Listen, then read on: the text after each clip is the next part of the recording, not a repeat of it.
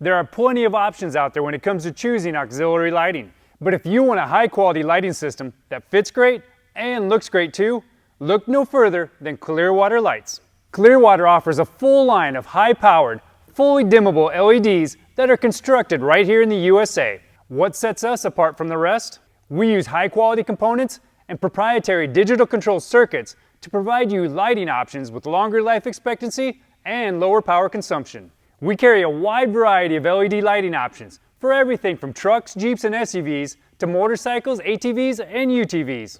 We can also outfit your rock crawler, bouncer, sand rail, pre-runner, or overland rig. And don't forget, Clearwater Lights make a great addition to your race rig and trailer too. With 7 different housing diameters that are available in multiple beam configurations and power outputs, Clearwater is sure to have something for you, which is why I have my side-by-side behind me. The stock headlights do an okay job of keeping things lit up, but when the speeds pick up, I have to compromise between keeping things lit up ahead of me with my high beams and keeping the sides of the trails lit with my low beams. To get the best of both worlds, I'm going to mount a pair of 60-watt Erica LEDs to my front bumper. The factory lights are just fine for slower speeds, and I'll let them keep the edges of the trail lit for tighter cornering situations. And with Erica's spot diffusion design and over 12,000 lumen output, I'll be able to light the trail up well ahead of me, no matter what the speed. And with the included dimmer switch, I can fine-tune the output I need depending on the terrain. I'm also going to add a pair of these compact Darla LEDs to the back of my machine. They'll shed some light to the back of the machine in case I need to back out of a tricky situation.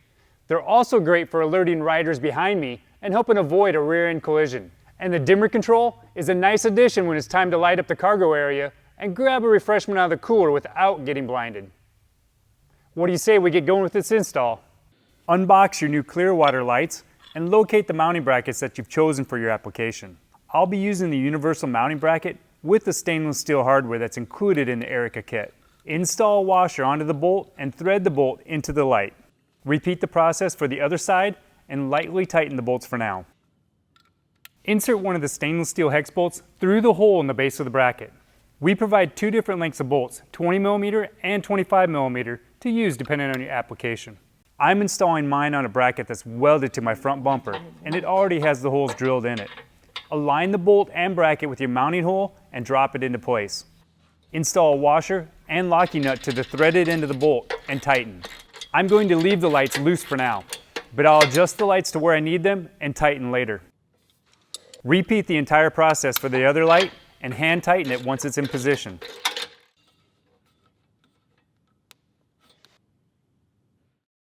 If your installation requires longer leads like mine does, we offer harness extensions. The main harness uses weather-tight connectors to make the connection between the lights and the main harness, and they're available in a variety of extension lengths. To give me better access, I'm going to go ahead and remove the console cover. I can then run the power for each light harness and the extensions for the rear lights through it and up to my dash. I'll also go ahead and remove this cover panel that's below my dash. I'll go ahead and cut the zip tie and run the extensions for my lights out front through the factory bulkhead in the firewall. Protect the connectors on the end of the extension cables with some tape, then push them through the firewall. Route your wires and extension harness well away from any high heat sources. Also avoid the suspension components and any moving parts. Once you have both extensions routed to the front of the vehicle, make the connections to both lights.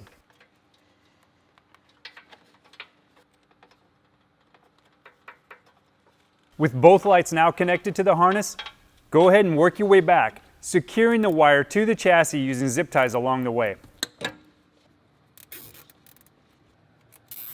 Once you have the cables secured in place, we can use a couple of zip ties to seal up the bulkhead gasket at the firewall.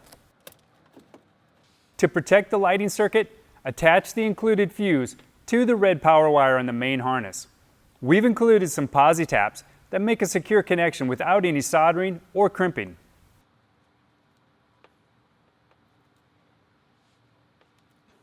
Every install is different, but be prepared to do a little wire fishing to keep things clean and hidden.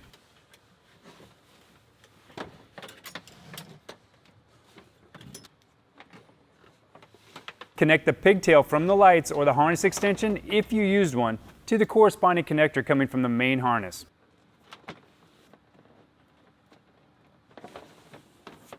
The smaller red wire is our switched power lead. It can be run to a dash-mounted switch like I'm using, or it could be connected to your ignition switch or another circuit depending on how you plan to use them. The two white wires are used to activate the lights using the factory high beam switch, and as an extra safety measure, it could also be connected to the vehicle's horn, activating the lights at the same time the horn is sounded. Connect the switch power wire to a suitable location that will provide switched 12-volt power to the lighting harness.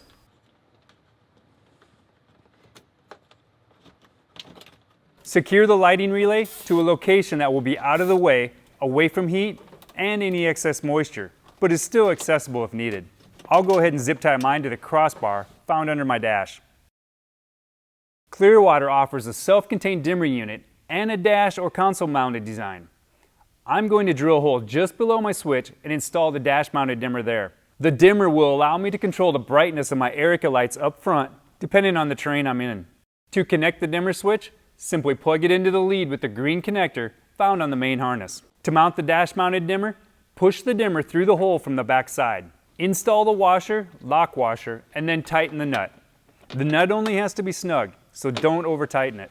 Install the rubber O-ring over the shaft, then align the control knob with the splines on the shaft and press into place. The knob can be clocked in multiple positions, so just choose a position that suits your needs. Next, we need to run the heavier power and ground wire directly to the battery. Again, keep the wires away from any heat and moving parts.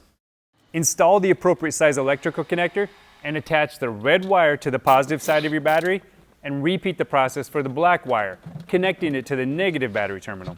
To shed some light out back, I'll be adding a pair of these Darla compact LEDs to the back of my machine. They'll shed some extra light in case I need to back out of a tricky situation, and they can also be used to alert riders behind me and help avoid a rear-end collision.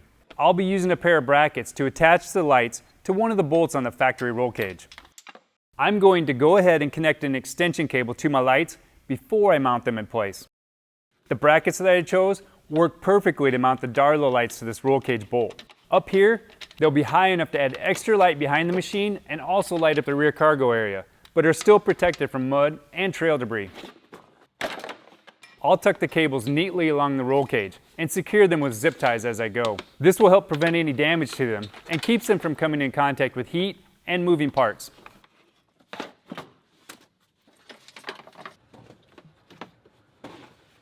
Now connect the cable coming from our lights to the connector on the extension lead that we fished through the console earlier.